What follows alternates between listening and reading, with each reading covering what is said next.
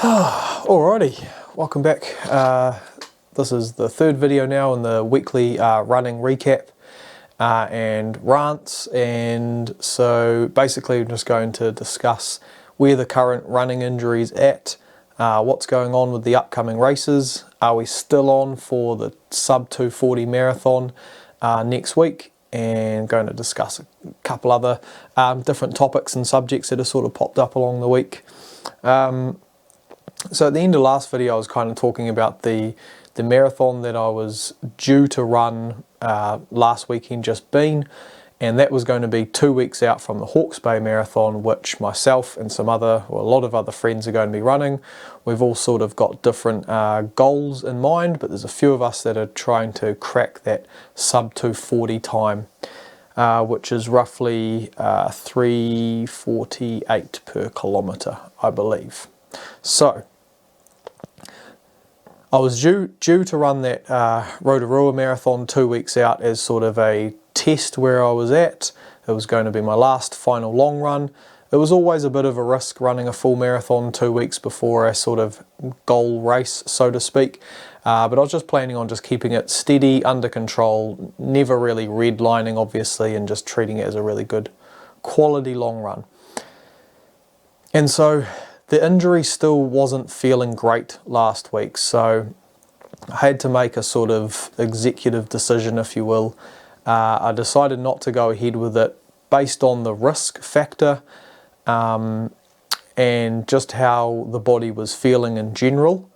I mentioned it to my wife, bless her soul, and she said, she said she thought it was a bad idea all along, but she wanted to support me in my decision. So that was lovely to hear of her. And one of my mates as well, who I'm coaching at the moment, he kind of had the same sentiment. He said, yeah bro, always thought it was a bit of a crazy idea, but I'll support you whatever you want to do. So it's nice having that support system.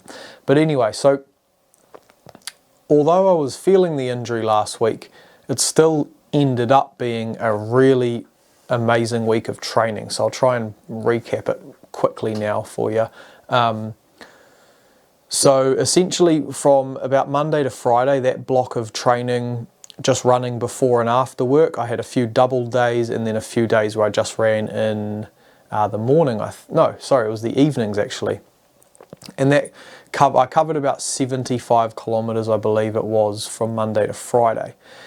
And then throughout all of those runs, essentially the goal was run without pain, without aggravating the back. The back was still really tight every time I sort of warmed up. The first few kilometres would always take a little while to warm up. And essentially, when I would feel good, if at any point during these easy runs, I would just push a slight pace to the point where I felt if I went any faster, it would start aggravating the injury. So I was sort of just towing that line, just sort of that real fine balance of trying to get some speed back in the legs, because I just felt really slow and sluggish coming off this injury. I mean, it was a period of, I think it was about 12 days where I wasn't running when the injury was at its worst. So coming back from a big break like that, it is a case of trying to get that turnover in the legs again. The fitness was there, but the turnover wasn't quite there. So anyway, so that's how I was treating the rehab this week, this past week just been. And every easy run was trying to get an injection of speed just to get a bit of turnover in the legs.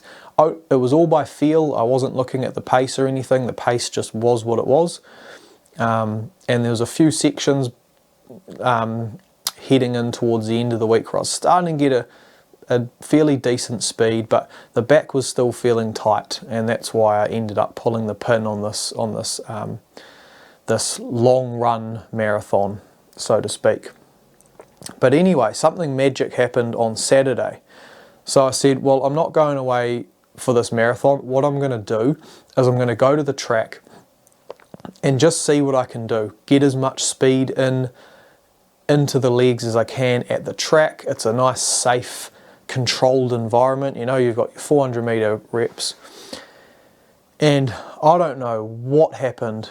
It felt like a magic wand just went bing on me, and it said, right, you've done your sentence, you've learnt your lesson, you're not going to be stupid and do dumb things and and cause yourself injuries anymore. Be gone with this injury. That's what it felt like, because the whole run there was just no pain whatsoever. And by the second or third kilometre, I was running at marathon pace. I was meant to be just warming up, but I was just on such a rush, not feeling the injury at all as I was doing my warm-up laps around the outside of the track.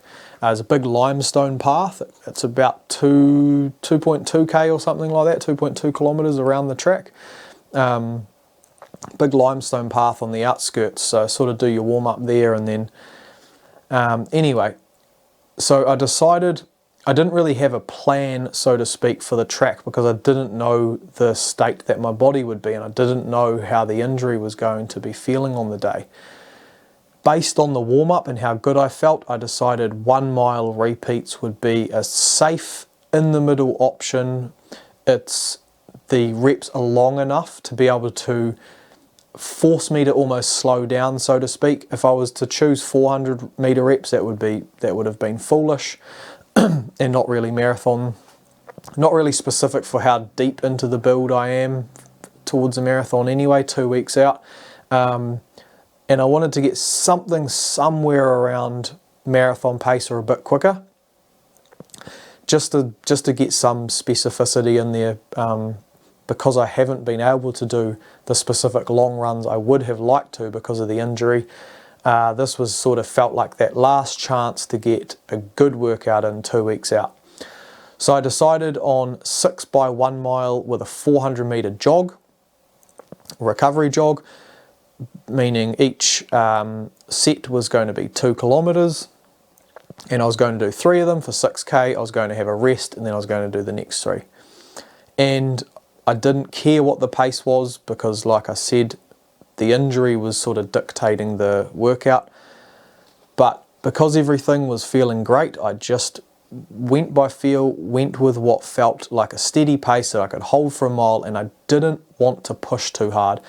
I always thought, and I have in my back pocket, if I want to go faster in the later stage of this workout, if I'm feeling good, I will do that.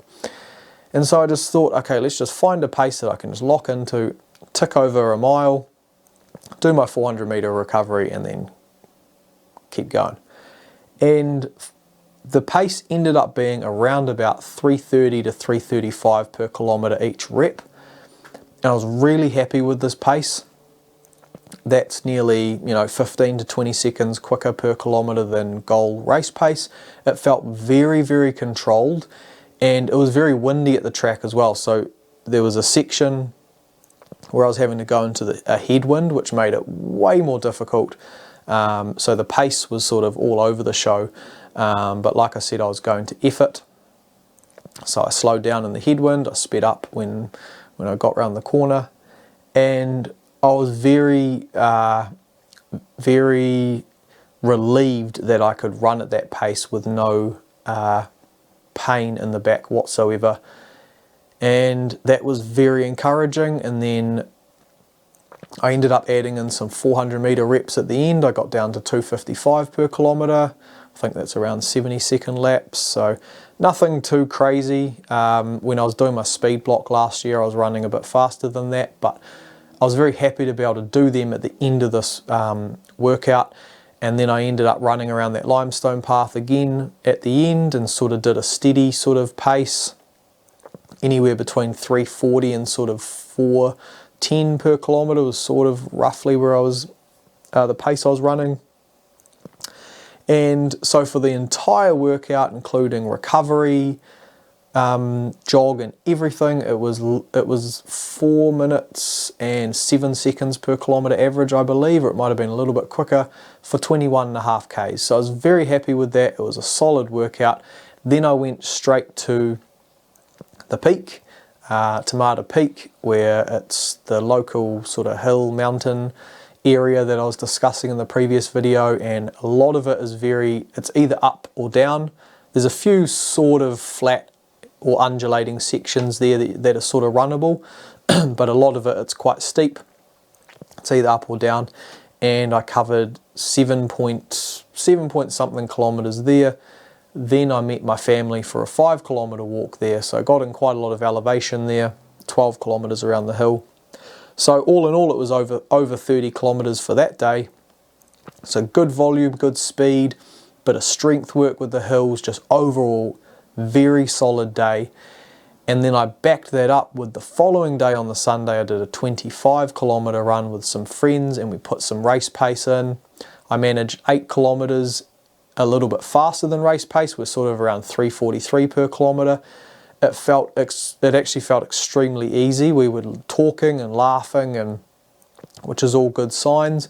And then we hit a headwind and some hill and a little bit of an incline, and I sort of was a little bit foolish. I sort of pushed the pace even faster. I dropped it down to 3:35s, and then I just felt my quads sort of cramping, and I was like, right, I'm feeling the day before. I got a great workout in yesterday, let's not be stupid now. So I just slowed it down, finished that workout nice and safe. So that was 25 kilometers. It was around about 4:20 something per kilometer on average, and that was including the 15 kilometer warm up, I believe it was. So all in all, the weekend of volume was nearly 60 kilometers. The entire week was about 130 kilometers. So I'm just very, very, very happy with that week. It was a very good week of training, and if I hadn't had the injury, I probably would not have run that much volume 2 weeks out, or 3 weeks to 2 weeks out. But because I'd had such a big break from running because of the injury, I decided that I needed a little bit higher volume because the body just didn't have as much running in the legs, so I could handle it. And I've done much bigger weeks than that in the past. I know my body can handle, I know it can bounce back from that easily, and I know I can do those back-to-back workouts as well, the Saturday and the Sunday. So I just took what I could, banked that good week, 130 kilometers. So essentially by the end of that week, we were 13 days out now from the race. Right now at the time of recording, it is Thursday evening, so race day is in 9 days. And I'm feeling good. I'm feeling good about it. I mean, the main thing is I'm relieved that the injury isn't feeling too bad anymore. It's a little bit tight here and there, but it is just night and day. It's so much better than when I first injured myself and could barely walk. So things are looking good. Will I be able to do 240? Who knows? I mean, I missed a lot of key workouts, but yeah, we'll find out in 9 days. So I will be doing a recap video after the race, so I'm not going to do another one until then. I'm just going to get this taper done. The way I treat the taper is I just listen to my body, and I'm just essentially lowering the volume, but I'm trying to get that snap and that pop back in the legs. I want to feel bouncy, I want to feel powerful, and I'm really looking forward to this weekend. I'm going to do a sort of tune-up run 1 week out from the race. It's going to be the last sort of main speed workout, and I'm going to test the Saucony Endorphin Elite 2s. They are my race day shoe. I bought them a few weeks back while I was injured actually, so I couldn't even run in them, which was sort of sad, but it's just going to make this weekend even better. Really looking forward to just getting some nice easy reps in, just some marathon pace efforts, maybe something a little bit quicker, just to get the legs turning over and prime them for what's to come in just over a week's time. And I've been thinking about the injury this week, and from how bad it was initially to how quickly it's healed, all things considering, a lot of this, I'm not going to make some big cheesy speech, but when it comes to anything like this, you do have to believe that you are going to heal yourself. and having that belief is going to force you into doing the things necessary to action the healing. But it's not just that, it's also just having more of a positive mindset around it. It literally does improve your immune system and your whole well-being, just in a holistic sense. If you believe you're going to heal and it doesn't bring you into a negative, immune suppressed sort of state of mind, simply put, you're going to heal quicker.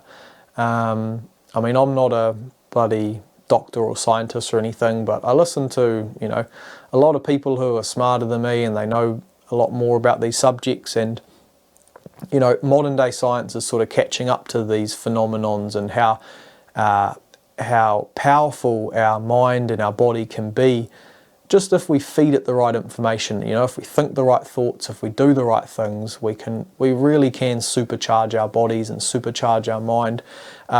And yeah, if I didn't believe I could heal this back this quickly, my back and my hip, I just would not have. I mean, I've been very proactive about it, very diligent. I've put in a lot of hours into the recovery. But it's also, there is that element of self-belief which just keeps you positive and just keeps you, like I said, your immune system is improved and your whole being is improved when you just have that belief. So I just wanted to add that message in there, this video, because it really does go a long way. But I mean, it sort of takes experience as well. I've been injured so many times, but I've come back from those injuries. So each time I'm a little bit less down on myself. Back in the, few years ago, if I did injure myself, I would get really negative about it and I'd get really angry and frustrated at myself. But I try and just switch it now and just be like, okay, this is a reminder, this is another lesson. Take it in your stride and just do what you can to get yourself back on track. So that's the main bulk of this week. Really happy with how things are going. I'm not doing any double days anymore. So I was doing, running before and after work, but now I'm just getting up early in the morning, getting that start to the day, like you hear the birds and you see the sun, and it's just, I run to the local park, I do a few hills just because I love running hills.